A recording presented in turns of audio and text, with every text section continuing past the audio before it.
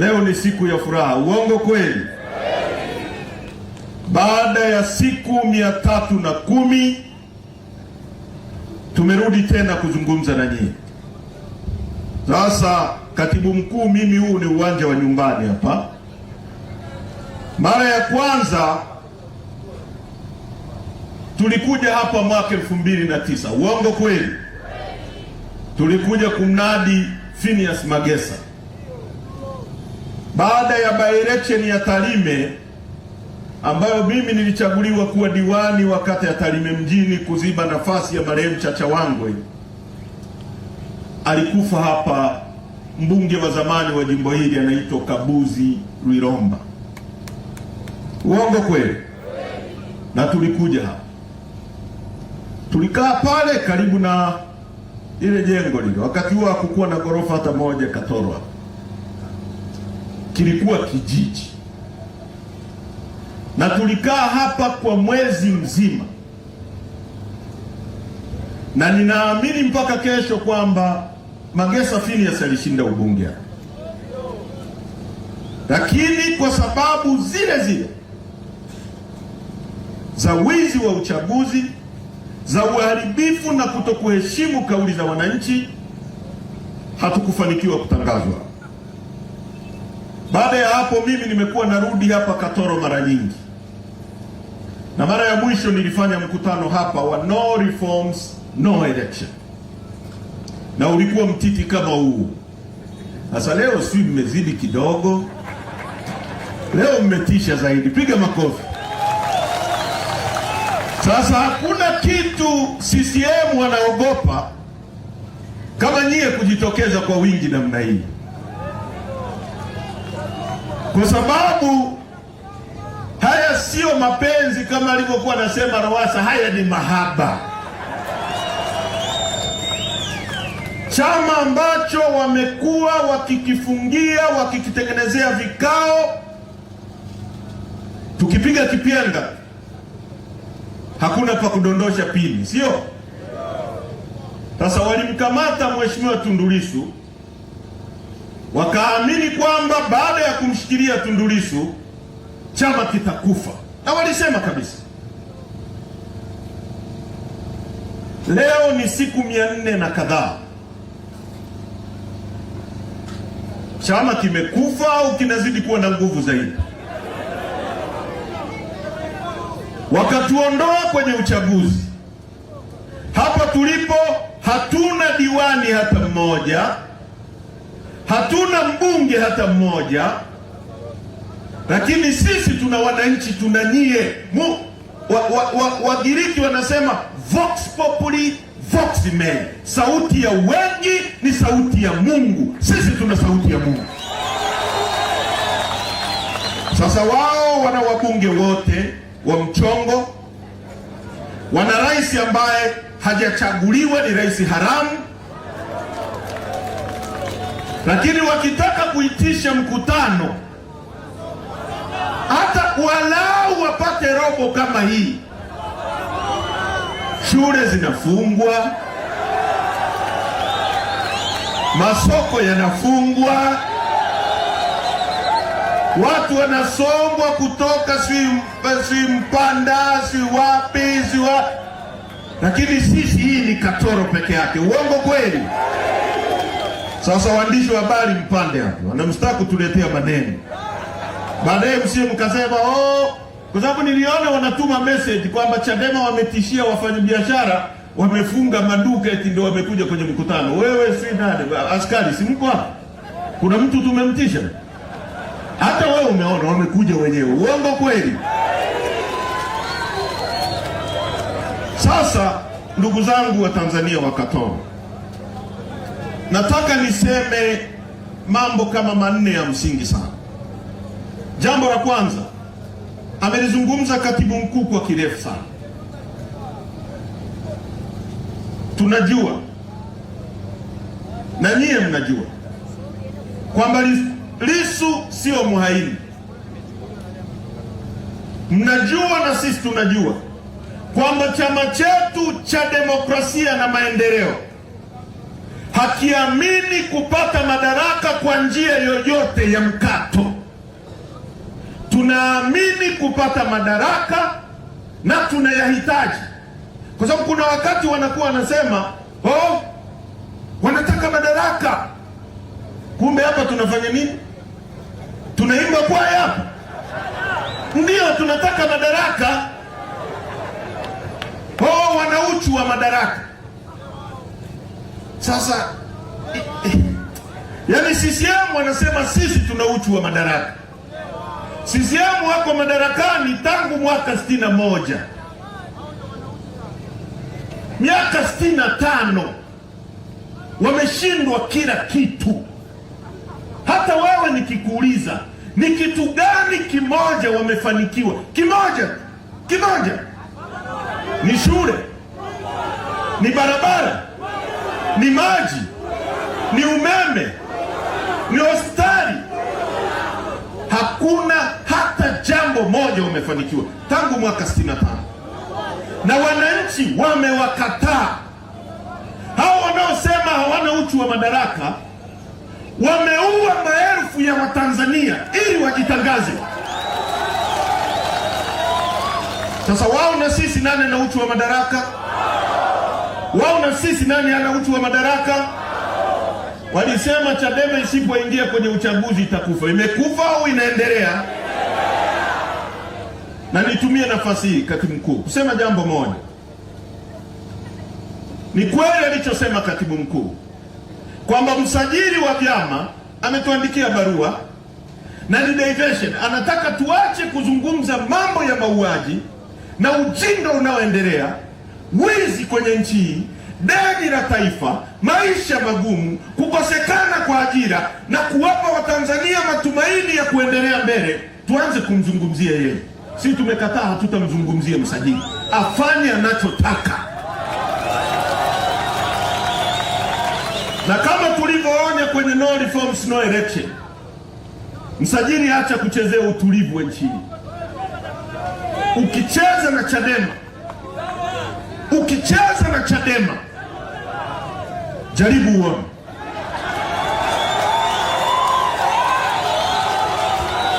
Watanzania hawatakubali chama chao ambacho ni tumaini pekee ambalo wakiliona anajua mtoto wangu pengine kesho atapata ajira. Chama chao ambacho anajua kikiingia madarakani kitawarudishia madini mikononi mwao wachimbe. Chama chao ambacho anajua kesho kutwa kikiingia madarakani kitawapa ardhi ya kulima.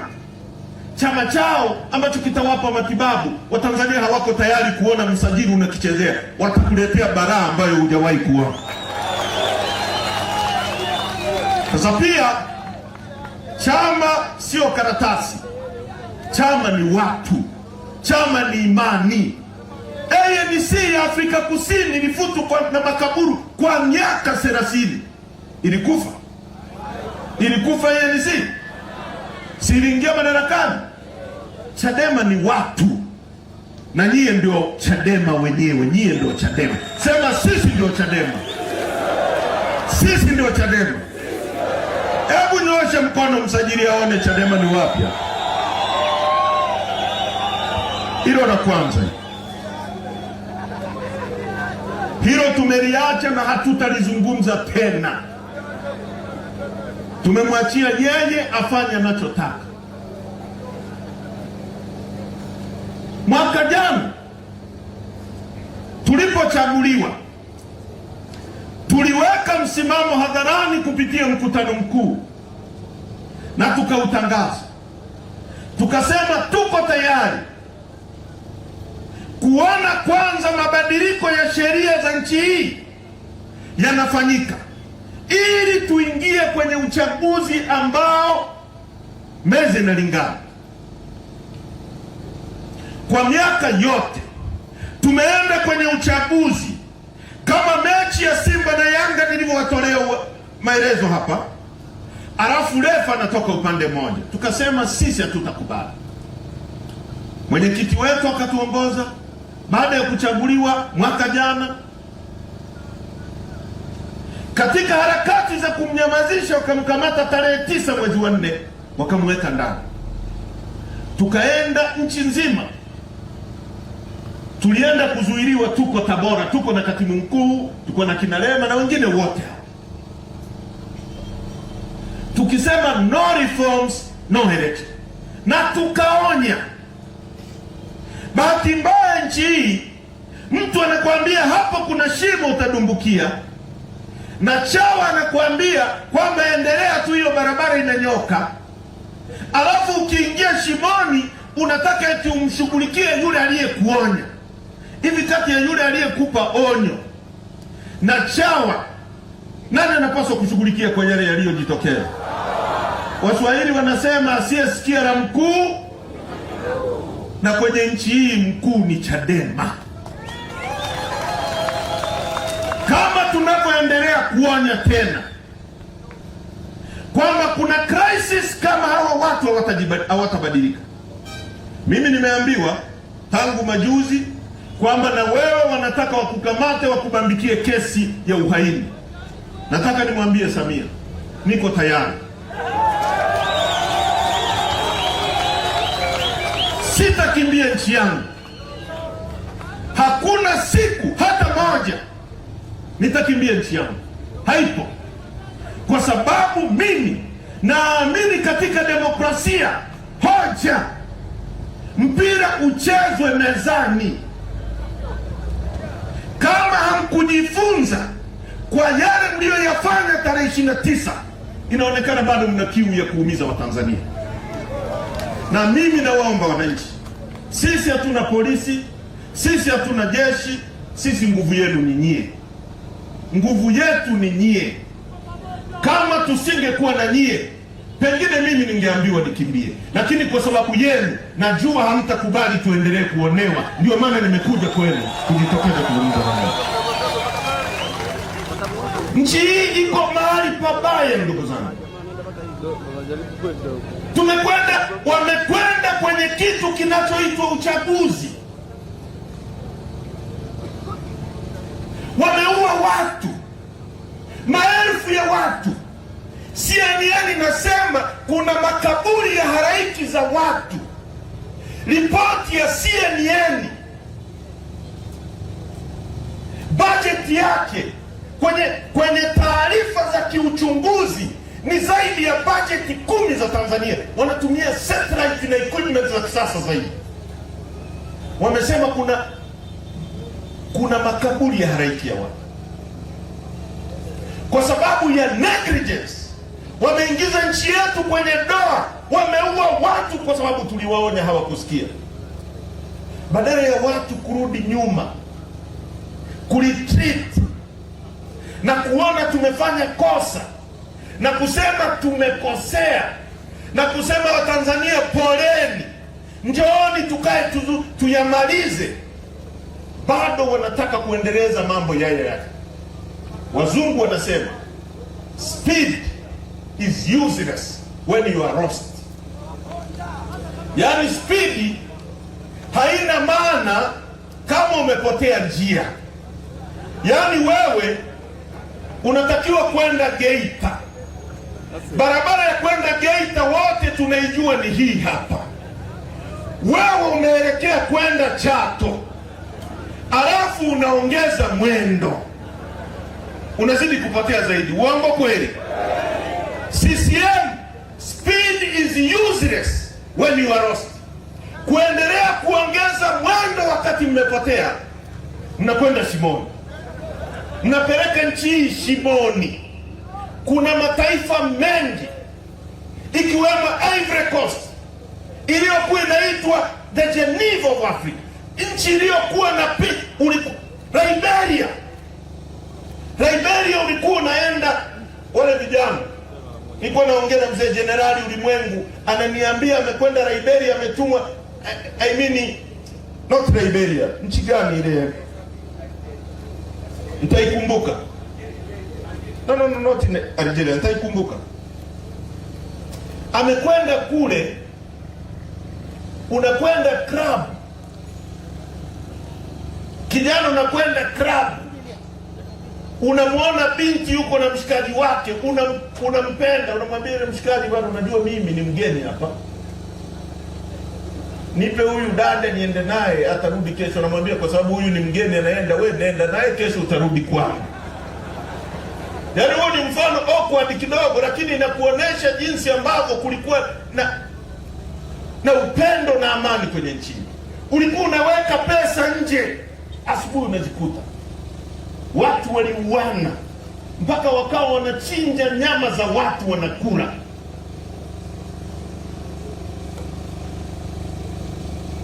Tusiende. Na sisi tunawaona CCM wamekwenda wameandaa ripoti ya Chande, wameunda tume ya Chande. Kwanza